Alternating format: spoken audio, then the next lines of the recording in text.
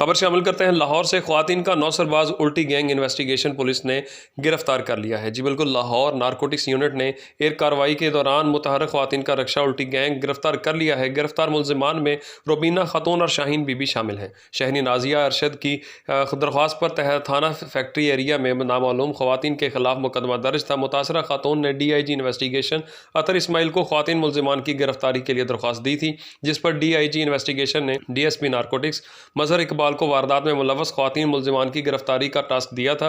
DSP narcotics ने मजहर इकबाल ने बताया कि ख्वातीन गिरोह दौरान सफ़र दीगर सवारियों पर उल्टी करने के बहाने जेब तराशी और नौसरबाजी की मुतअद्दिद वारदातों में मुलव्वस था। इन्वेस्टिगेशन पुलिस ने मुलजिमान से शहरी नाजिया अरशाद के हथियारे गए 2.5 लाख रुपए भी बरामद कर लिए हैं। DIG इन्वेस्टिगेशन अतर इस्माइल का कहना था कि इनके पास ख्वातीन उल्टी गिरोह की मुतअद्दिद शिकायतें पुलिस को मौसूल हो रही थी। लाहौर पुलिस शहरियों की जान माल के तहफ़्फ़ुज़ के लिए दिन रात कोशां है। DIG इन्वेस्टिगेशन अतर इस्माइल ने कामयाब कार्रवाई पर इन्वेस्टिगेशन पुलिस को शाबाश दी। रिपोर्ट कर रहे थे सैयद हैदर रज़ा ज़ैदी, लाहौर से।